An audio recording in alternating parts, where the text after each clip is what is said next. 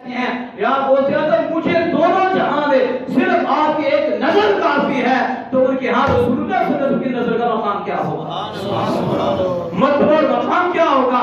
اب اس سے اندازہ لگاؤ حضور غوث پاک رضی اللہ عنہ کا مقام کیا ہے۔ خواجہ معین الدین چشتی اجمیری 90 لاکھ مسلمانوں کو 90 لاکھ کو کلمہ پڑھانے والے، وہ پتہ کیا کہتے ہیں حضور غوث اعظم کی بارگاہ میں؟ وہ کہتے ہیں یا غوث اعظم مجھے لوگوں نے خواجہ خواجہ کہنا کب شروع کیا، میں خواجہ خواجہ کب شروع ہوا؟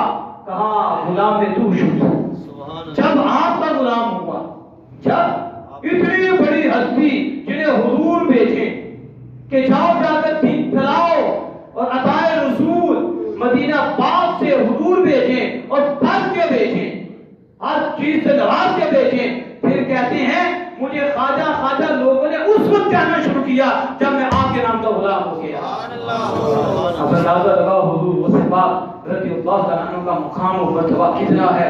اللہ اکبر کبیرہ۔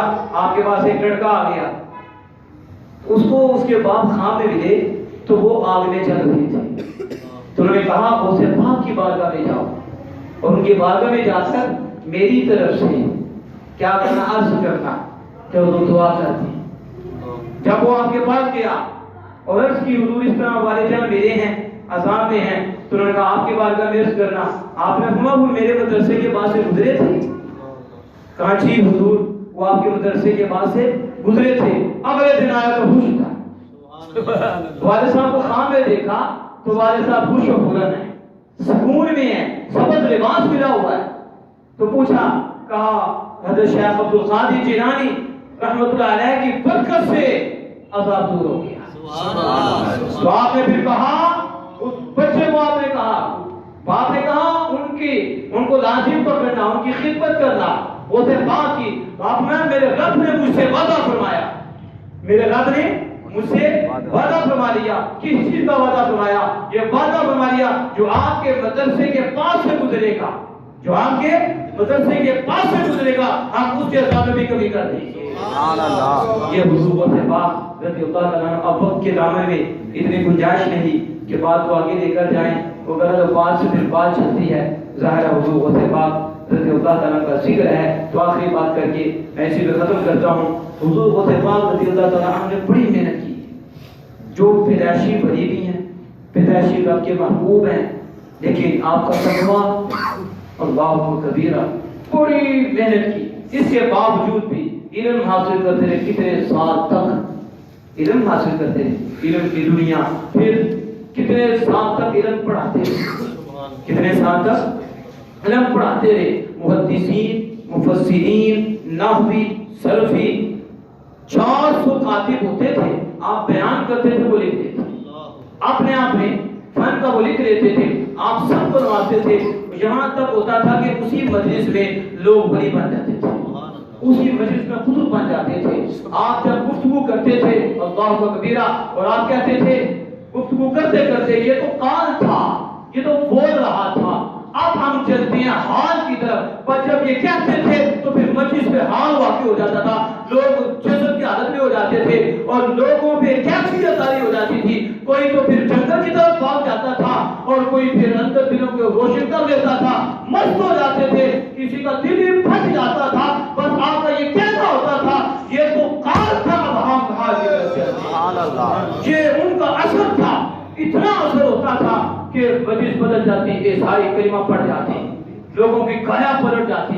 میں نے یہ بات اس لیے کی، آج ہم سمجھتے ہیں کہ ولی وہ ہوتا ہے کہ جو بے دین ہوتا ہے، جو تویز آگے کرتا ہے، اسے علم کی ضرورت نہیں۔ یہ علماء ایسے لگتے ہیں علم حاصل کرتے ہیں، چھوڑو علم کو، چلے کاٹو، یہ کرو وہ کرو، یہ شیطان کی چال ہے۔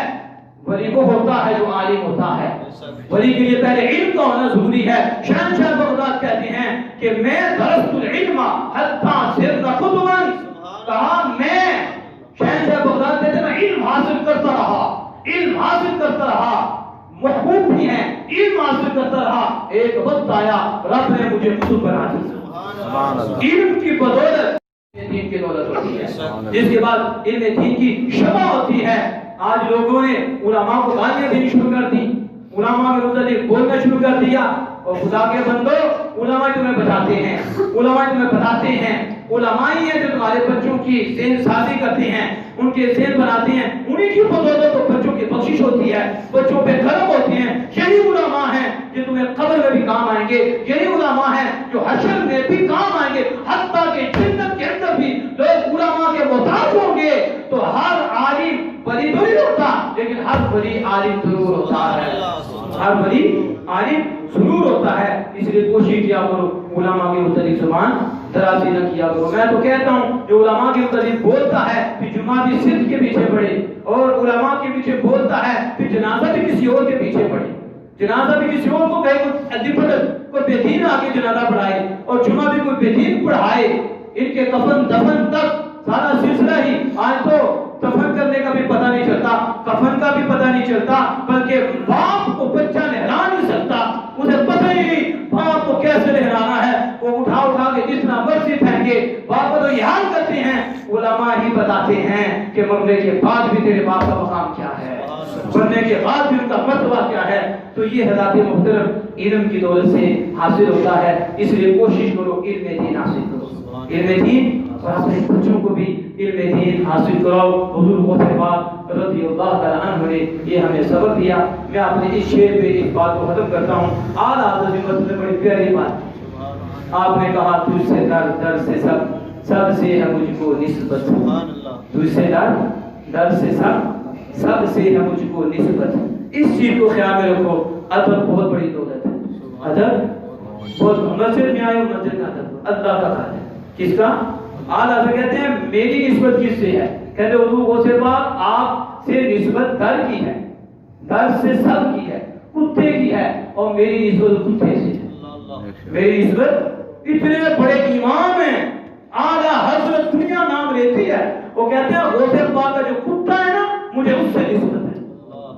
میرے گلے میں ہے دودھ کا ڈورا تیرا، میرے گلے میں دودھ کا ڈورا تیرا، اس نشان کے جو سگ ہیں وہ مارے نہیں جاتے، اس نشان کے جو سگ ہیں وہ مارے نہیں جاتے، حشر تک رہے میرے گلے میں پٹا تیرا۔ واہ دعوانا الحمدللہ رب العالمین۔ غوث پاک ہے، بدلہ کیا ہے؟ حضور کے معجزات کا ظہور حضور غوث پاک سے ہے۔ یہ حضور غوث اعظم رضی اللہ تعالیٰ عنہ ہیں۔ ذرا ہم قرآن پاک کی طرف تو جائیں، پھر آپ قرآن پاک کے حوالے سے غور کریں کہ حضور غوث پاک کا مقام کیا ہے، شہنشاہ عالم کا مقام کیا ہے۔ اللہ پاک فرماتا ہے قال الذی عنده علم من الکتاب، آصف البرزیاں ہیں، حضرت سلیمان علیہ السلام کی بارگاہ میں موجود ہیں، اور وہاں جن بھی موجود ہیں، اور بلقیس کا تخت بڑی دور ہے، اور وہ کوٹھیوں کے اندر بند ہیں، اور پھر کوٹھیوں کے دروازے کو لاک لگے ہوئے ہیں، پہرے دار ہیں، کتنی دوری پہ وہ تخت ہے، اور جن آپ کی بارگاہ میں ہے، اور آپ نے مطالبہ کیا کہ مجھے وہ تخت چاہیے، تو جن اٹھا اور اس نے کہا حضرت آپ کے کھڑے ہونے سے پہلے، آپ کے کھڑے ہونے سے پہلے وہ تخت میں آپ کے بارگاہ میں حاصل کر دوں گا۔ آپ کو مجھے اس سے بھی جلدی چاہیے، مجھے اس سے بھی جلدی چاہیے۔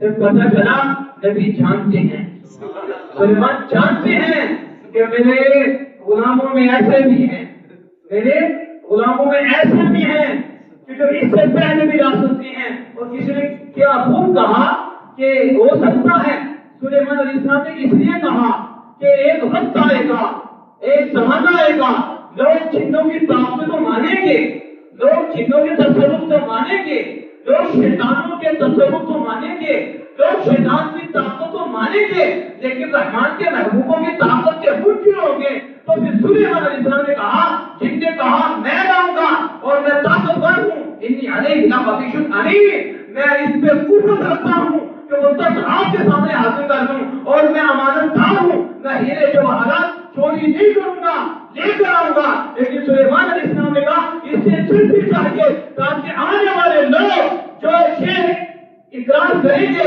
کہ جن طاقتور ہیں ان کا جواب ہو جائے کہ جن میں وہ طاقت نہیں ہے، شیطان میں وہ طاقت نہیں ہے جو رحمان کے بندوں میں طاقت ہے۔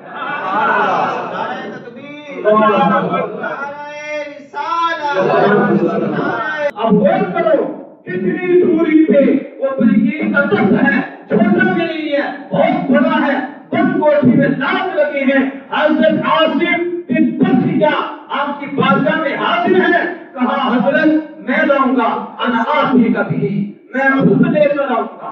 قرآن کہتا ہے انا آتی کا میں لاؤں گا اور کب لاؤں گا، کہا آپ کی آنکھ جھپکنے سے پہلے لے آؤں گا۔ جب تک سر یہ کا طرف، اور یہ بھی کہا حضور بتلائے تو صحیح تخت کہاں پڑا ہے، کہا کیسے پوچھیں گے، کیسے لے کر آؤں گا، نہیں کھڑے بھی ادھر ہیں اور کھڑے کھڑے وہاں بھی ہیں، کھڑے یہاں ہیں وہاں بھی ہیں، یہاں ان کا جسم ہے وہاں ان کی روح ہے، ادھر کھڑے ہو کر اتنی دوری سے سب کو دیکھ رہے ہیں، لاکھ لگا ہے، اتنا بڑا ہے، سب کچھ سامنے ہے اور کھڑے ہیں، اور پاور کیا ہے، اتنی دوری سے میں اسے آپ کی آنکھ مارنے سے پہلے، آنکھ چکنے سے پہلے آپ کے سامنے رکھ دوں گا، اور یہ کہا، اور پھر حضرت عاصم بن برقیہ نے کیا کیا، قرآن پڑھو ایسا لے کا طرف لما آؤ مستقیما عنده قال هذا من فضل ربی،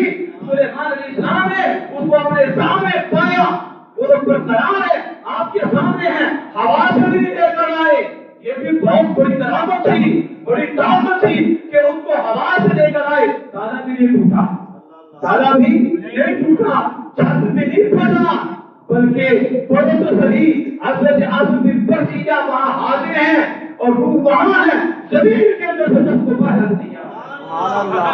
اتنی طاقت عاصم بن برقیہ میں، اور جو کتاب پر کچھ رکھتے تھے وہ سلیمان علیہ السلام کے نوکر ہیں، کھڑے کھڑے سب کو بھی دیکھا، وہاں جسم نہیں گیا، وہاں روح ہے، اور اتنی طاقت رکھ دیتی ہے کہ زمین کے قریب سے اتنا بڑا تخت نکال کے سامنے رکھ دیا۔ اور یہ مسلمان اصول ہے، ہر مفسر نے، مسلمان مفسر نے اپنی کتاب میں لکھا ہے کہ سارے نبیوں میں، سارے مرسلین میں، سارے رسولوں میں افضل ہے تو ہمارے آقا جو جہاں صلی اللہ علیہ وسلم ہے، اور ساری امتوں میں افضل امت رسول اللہ صلی اللہ علیہ وسلم کی امت ہے، اور تم خیر امت اخرجت للناس، تم بہترین امت ہو۔ تو پھر میں آپ سے پوچھتا ہوں کہ جو نبی سارے نبیوں سے اونچا ہے، اس کا مقام سارے نبیوں سے اونچا ہے، وہ نبی نہیں حضرت سلیمان علیہ السلام کا غلام ہے، کھڑا کھڑا سب کو بھی دیکھ رہا ہے، اسے لا بھی رہا ہے، یہ تو اس کی طاقت کا عالم ہے، اس کے ایمان کی طاقت کا عالم کیا ہوگا، موسیٰ کلیم اللہ کی طاقت کا عالم کیا ہوگا۔ لیکن موسیٰ کے ایمان بھی ہمارے آقا ہیں اور افضل بھی حضور ہے، تو جب موسیٰ علیہ السلام کی طاقت یہ، غلام کی طاقت یہ ہے، اس سے پھر اندازہ لگاؤ رسول اللہ کی طاقت کا عالم کیا ہوگا، حضور کے علم کا عالم کیا ہوگا۔ لیکن امت افضل رسول اللہ کی امت ہے، وہ تو افضل امت میں سے نہیں، اتنی طاقت، اتنا بڑا تخت کھیل بھی نہیں، وہاں لے آئے، دیکھ بھی رہے ہیں، تصور بھی ہے، طاقت بھی ہے۔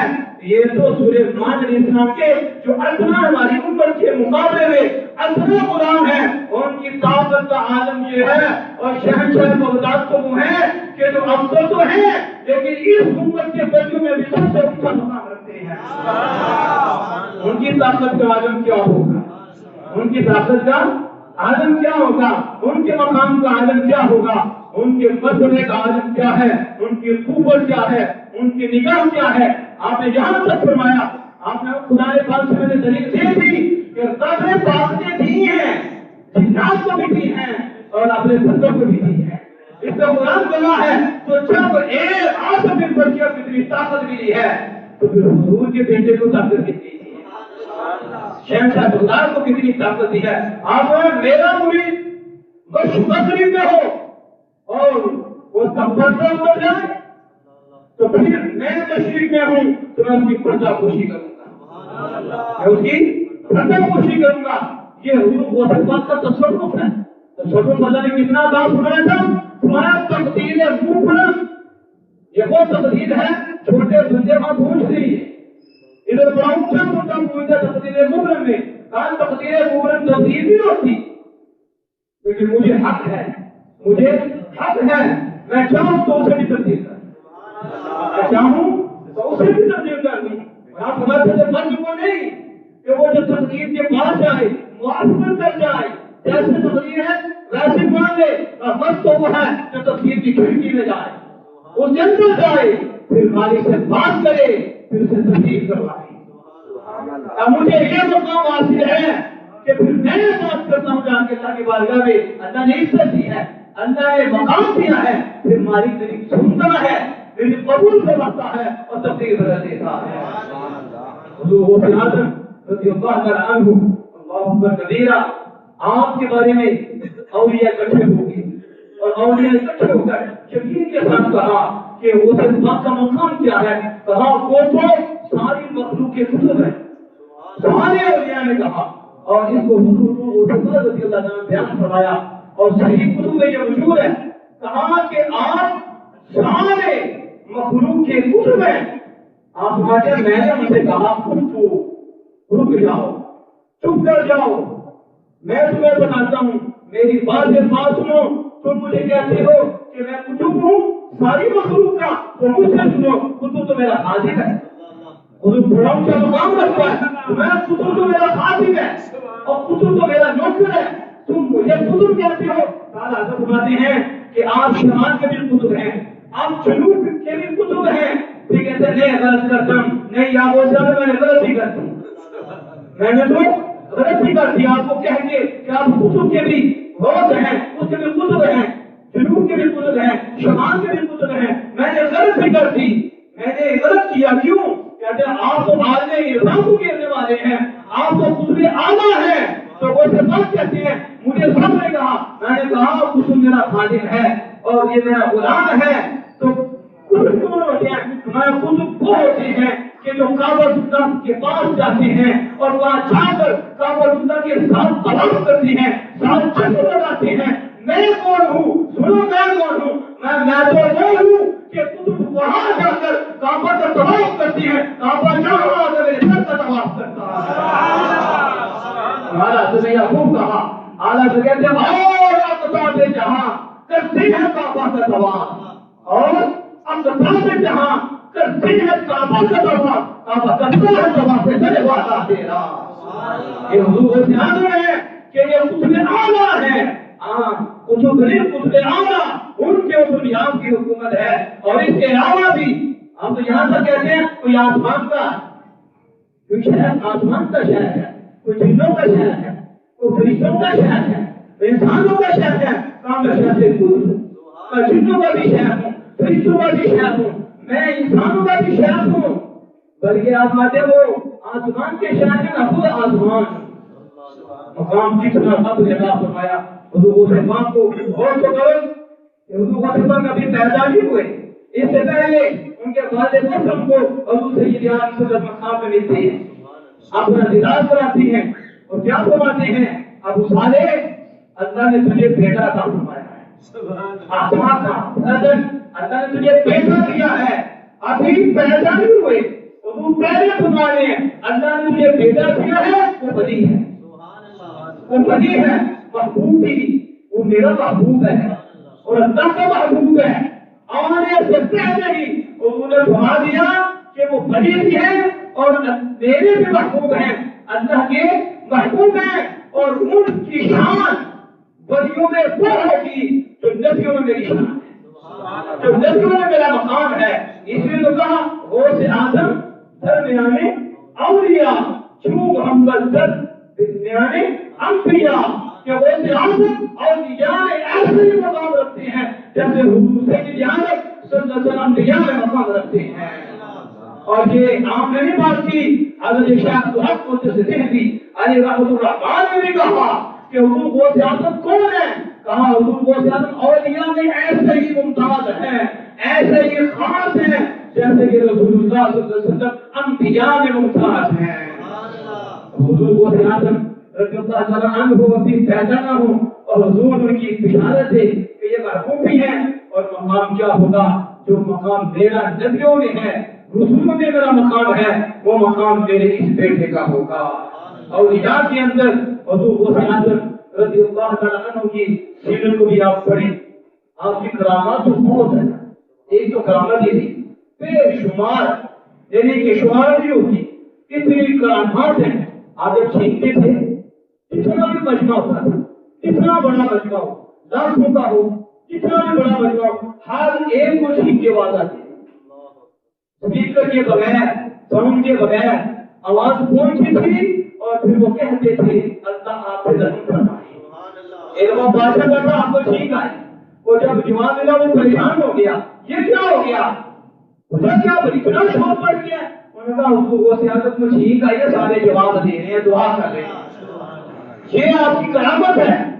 आज कोई तक बात पहुंचाना सुन के बड़ा मुश्किल हो जाती है। और इतना बड़ा मजमा भी है, जब आप बयान करते थे जो पहले को आवाज आती थी वही आवाज आखिरी को भी आती थी। हुजूर की शानों के मजहब है, हुजूर को आजम रज़ियल्लाहु अन्हु, जरा एक वाकया बड़ा मशहूर है। हुजूर को बात था कि आप मुर्ग खा रहे थे, क्या खा रहे थे, मुर्ग खा रहे थे। तो हम एक औरत आपके पास आ गई, बुढ़ी आपके पास आ गई, वो अपना बच्चा आपके पास छोड़ के गई थी कि आप इसको संभाले, इसको तैयार करें, इसकी तरबियत करें। वो जब भाई को देखा बच्चा कमजोर हो गया, शदीद कमजोर है, छो खाता है और दूध बोलते बाप ने तो मुर्गी खाई है। तो मां से दिल में आ गया, तो आप तो मुर्गी खाते हैं, मेरा बेटा जाओ, मेरा बेटा जाओ। आपने कहा पूरी हड्डियां मट्टी की, पूरी बिस्मिल्लाह, खड़ी हो जा उस अल्लाह के नाम से जो बुज़ीदा हड्डियों को जिंदा कर देगा। और आपको ये फरमाना था, तो क्या हुआ, वो मुर्गी जिंदा हो गई। आप फरमाया उस बुढ़िया को, फरमाया जब तेरा बेटा इस मकाम पे आए, जब तेरा बेटा इस मकाम पे आए, इस दर्जे पे आए, फिर जो चाहे खाए, जो चाहे खाए। अभी नहीं खाने देंगे, अभी रखनी है, अभी शरीर के पट्टी में ये चलेगा, ये तकलीफें बर्दाश्त करेगा या फिर नफ्स को सब्र करेगा। जब इस पे रूहान में तारीफ होगी फिर ये खुद नहीं खाएगा, इसे कहा जाएगा खाओ, इसे कहा जाएगा पहनो, इसे कहा जाएगा बोलो। आपकी अपनी मर्जी से नहीं बोलेगा, अब रब की मर्जी से बोलेगा। आपके खुद नहीं खाएगा बल्कि रब की मर्जी से खाएगा। आपके खुद नहीं सोएगा, अब रब की मर्जी चलेगी। क्यों? क्योंकि ये उस मकाम पे पहुंच जाएगा जिसमें ये बना हो जाएगा, अब इसकी रजा हो जाएगी।